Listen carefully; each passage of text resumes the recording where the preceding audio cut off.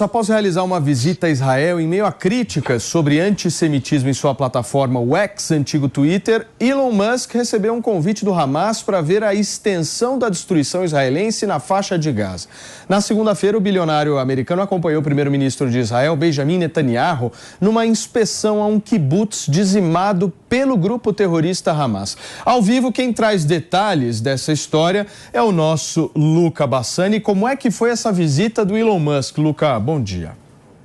Bom dia a você, Paulo, a todos que nos acompanham aqui no Morning Show. Elon Musk, o bilionário, dono da Tesla e também CEO do Twitter, o atual X, visitou o kibbutz de Kfar Aza, esse que é cerca de 3 quilômetros da fronteira de Gaza e onde 50 pessoas foram assassinadas no atentado terrorista perpetrado pelo Hamas no dia 8 de outubro. Ele disse que tudo aquilo que foi observado realmente demonstra a crueldade empregada pelo Hamas contra o povo judeu. E, em resposta a todas essas declarações, um dos porta-vozes do Hamas no Líbano, ele disse que Elon Musk também estaria convidado e deveria ver a destruição causada em Gaza pelos bombardeios israelenses. Disse que só assim pode-se ter uma noção objetiva daquilo que se passa durante esta guerra. Nós vemos que Elon Musk, desde o começo da guerra, tem tentado robustecer toda a sua plataforma, o X, para evitar com que o discurso de ódio, principalmente o discurso antissemita, se prolifere e também que grupos terroristas e outros grupos fundamentalistas islâmicos possam usar a plataforma para disseminar o ódio e as suas ideias que muitas vezes acabam florescendo nas redes sociais. Nós vemos que, em uma medida bastante parecida com isso, a União Europeia e outros organismos relacionados aos países ocidentais têm feito de tudo para tentar barrar esse discurso, investindo cada vez mais na inteligência e na investigação de possíveis células terroristas que, inclusive, na Espanha, durante essa semana, acabaram prendendo 2 brasileiros que tinham ligações com o Estado Islâmico. Só para concluir sobre Elon Musk, ele até agora não respondeu a esta fala dita pelo Hamas, mas, de qualquer maneira, a gente vê que ele também está dentro deste contexto, ele que está sendo mais vocal dos CEOs das grandes empresas de tecnologia desde que a guerra começou, se colocando mais ao lado israelense. É uma questão que é bastante complexa e, como eu disse, vários países estão observando também o potencial destrutivo que tem as redes no momento de polarização, como a gente vê acontecendo aqui na Europa também. Muito bem. Luca, vou pedir para você continuar aqui com a gente, usar um pouquinho mais aí da tua expertise, do teu conhecimento sobre a guerra. Eu vou passar a bola para o nosso Fabricião. Fabrício, bem-vindo mais uma vez aqui ao Morning. Eu queria entender de você como é que estão as negociações para a continuidade desse cessar-fogo. Conta pra gente. Bom dia, Paulo, pessoal aqui da bancada do Morning, todos que nos acompanham. Olha, a princípio, o acordo de cessar-fogo temporário deveria acabar hoje. A gente está oficialmente aí há 6 dias sem conflitos naquela região ali do Oriente Médio. Ontem houve relatos ali de explosões por parte de terroristas do Hamas contra o exército de Israel na faixa de Gaza, mas o próprio governo israelense tratou de colocar panos quentes nessa história para não atrapalhar essas negociações, mas a expectativa é de que haja uma prorrogação desse cessar-fogo temporário. A conversa ali, que é mediada pelo Qatar, a princípio, ela falava o seguinte, que para cada 10 reféns que forem libertados, seria acrescido ali um dia de pausa nesse cessar-fogo temporário. Então, essa é a expectativa de momento. O próprio governo de Israel já falou várias e várias vezes que a prioridade é tirar os reféns da faixa de Gaza. Então, as negociações estão acontecendo, expectativa de que saia uma resposta logo, porque primeiro que lá estão 5 horas à frente da gente aqui, né, pelo horário de Brasília. Segundo, que esse cessar-fogo temporário teria que acabar hoje. Então, a princípio, a partir de amanhã, os conflitos já poderiam voltar. Não é interesse de ninguém isso, exatamente. A ideia é retirar, sim, os reféns. O Pete, ontem aqui no programa, deixa eu apresentar para vocês o nosso querido Márcio Pitluick, ele que é especialista em Holocausto, está sempre aqui na programação da Jovem Pan para conversar com a gente. Ontem a gente trouxe a informação de que haveria uma acusação de quebra de acordo por parte do grupo terrorista Hamas, que encaminharam alguns mísseis aí em direção aos soldados israelenses na região norte da faixa de Gaza. Como é que está essa história? Bom dia a todos, muito obrigado pelo convite mais uma vez. Então, houve essa acusação de que o Hamas soltou mísseis contra Israel, Israel não reagiu, porque Israel cumpre os acordos que faz. Quer dizer, Israel é um Estado democrático onde respeita o que ele assina, respeita o que ele acorda. O Hamas é um grupo terrorista, ou como disse o filho do Hamas, são selvagens, né? Ele se refere a ele como selvagens, nem como terrorista, então a gente não pode acreditar no que eles falam.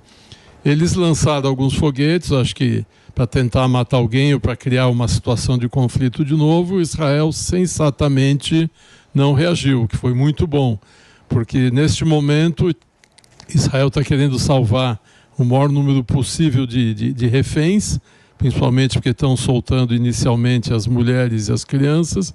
Israel quer essas pessoas vivas, então está aceitando as condições. Agora, a gente tem que analisar que isso aí é uma situação kafkiana, Paulo.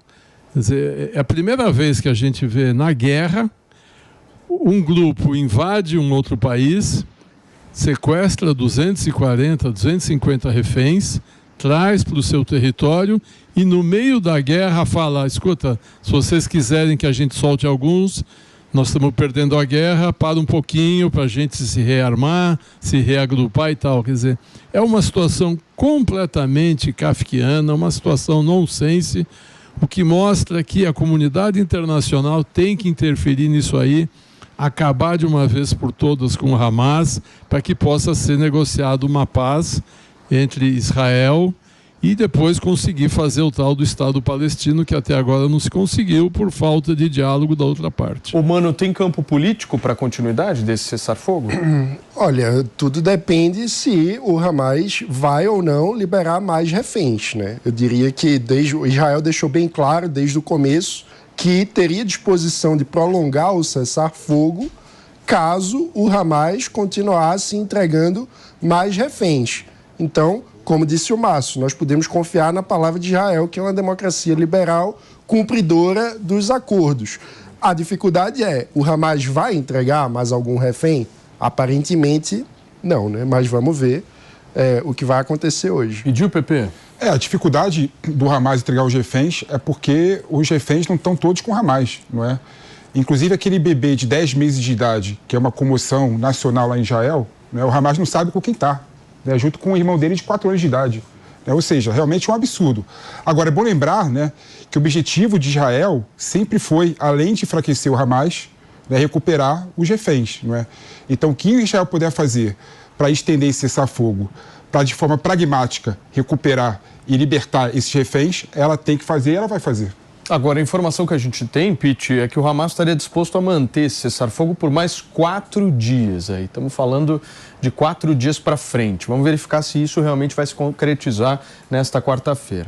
Por favor. O Hamas quer o cessar-fogo porque eles estão perdendo, eles viram que eles estão perdendo. E eles sabiam que eles iam perder essa guerra, mas o objetivo era comover a opinião pública mundial a seu favor. O objetivo do Hamas não era acabar com Israel, porque ele sabe que não consegue. Era fazer a opinião pública ficar contra os judeus, e isso, de certa maneira, conseguiu. Isso vai ser um trabalho de Israel de recuperar a sua imagem novamente. Agora, como você disse aqui agora, tem muito refém, a gente não sabe se todos estão vivos, porque não apresentaram provas de vida de todos. Não tem lista. Não tem lista. A Cruz Vermelha só se preocupa com os palestinos, não se preocupa com os reféns israelenses. A gente viu que libertaram vários tailandeses que nem judeus nem israelenses são. Tem casos que a gente ouviu que depois que o Hamas entrou, o pessoal da faixa de Gaza entrou em Israel, também sequestrou pessoas, roubou bens, quer dizer, nem se sabe onde, realmente eles não sabem onde estão os reféns, porque que a gente estava falando. O Hamas é um grupo terrorista, é um grupo de selvagens. Um grupo de selvagens, ele não tem preocupação de fazer nada organizado, ele quer matar, quer destruir. Então, deve ter jovens com garotas, o bebê ninguém sabe onde está, tem outros grupos terroristas dentro de Gaza que também estão com reféns. O país foi bombardeado, não se sabe também se algum refém morreu. A situação é caótica, é complexa, só que o mundo não está exigindo que o Hamas solte os reféns, que são civis sequestrados de maneira violenta e ilegal. Agora, Luca, como é que está a onda antissemita aí na Europa, hein, meu amigo? Tem novos casos rolando por aí? Olha, Paulo, durante as últimas semanas, vários países europeus, inclusive, levantaram esses dados, mostrando um crescimento muito triste do antissemitismo em solo europeu. O país que divulgou essas estatísticas de forma mais clara foi a França, através do Ministério do Interior, que mostrou que os casos de antissemitismo nos 40 primeiros dias da guerra foram 400 vezes superior aos casos de antissemitismo em todo o ano de 2022. Portanto, uma subida crescente, significativa. Vale mencionar que os judeus franceses são a maior comunidade de judeus dentro da Europa, a terceira maior do mundo, com 500 mil judeus. Então, tem essa preocupação do governo francês em proteger essa comunidade e também em deixar claro que os atos antissemitas não terão, mais uma vez, campo fértil aqui na Europa, se nós considerarmos o episódio trágico no final da década de 30 e década de 40, que foi o Holocausto, também perpetrado na França com os colaboradores da França de Vichy, o governo colaboracionista aos nazistas. Então, é uma situação muito delicada, afinal, esses países europeus que também têm uma comunidade judaica expressiva, como a Alemanha, cerca de 200 mil judeus, têm ao mesmo tempo uma comunidade de muçulmanos muito grande. Em alguns casos aqui na Alemanha de 3 a 5 milhões, na França mais de 5 milhões, e são pessoas que geralmente estão automaticamente alinhadas à causa palestina. Não quer dizer que apoiam o Hamas, mas muitos deles acabam utilizando essas manifestações pró-Estado palestino, que são legítimos, para esconder um discurso antissemita que é muito perigoso e que acende o alerta dos governos europeus, que temem que isto possa trazer também ao continente europeu esta guerra sectária que acontece no Oriente Médio, entre judeus e palestinos, nesse caso, entre judeus e muçulmanos, perdão, neste caso tendo muitos mais muçulmanos aqui, e isso poderia transformar a Europa, inclusive, no palco ou no alvo de atentados terroristas, assim como foi no passado. O governo alemão tem se colocado de maneira bastante veemente contra qualquer pessoa que se colocar ao lado do Hamas. Inclusive, o grupo é considerado terrorista pela União Europeia e também, obviamente, pela Alemanha, e qualquer ato público de apoio a este grupo será punida, inclusive com a pessoa podendo ir para a cadeia. A gente pode ser aberto um processo criminal contra os apoiadores do Hamas. Outros grupos menores também estão sob o radar da polícia, e a Europol trabalhando para desmantelar essas células que atuam de maneira terrorista na Europa e podem também praticar atos antissemitas. Muito bem, gente, eu preciso ir para um rápido intervalo comercial para você que está no rádio. São 10 horas e 29 minutos, a gente já volta. Luca, o Márcio quer te fazer uma pergunta. Fica à vontade, Piti. Luca, eu soube que teve manifestações pró-Israel na França, na Inglaterra e na Alemanha. Você acompanhou isso de perto? Realmente era muita gente, como a gente viu divulgado?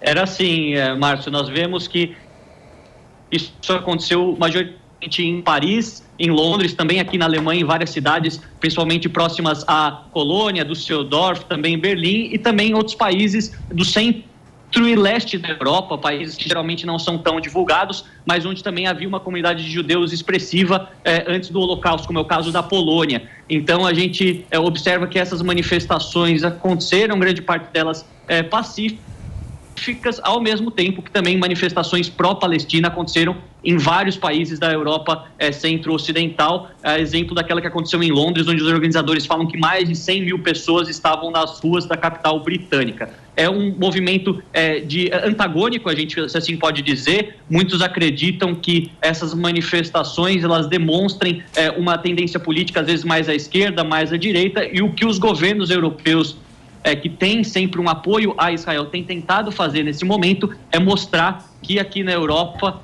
há essa liberdade de manifestação, mas qualquer discurso antissemita, qualquer discurso que possa também beirar ao terrorismo islâmico, ao jihadismo, não será aceito, para manter a segurança interna de cada um desses países também.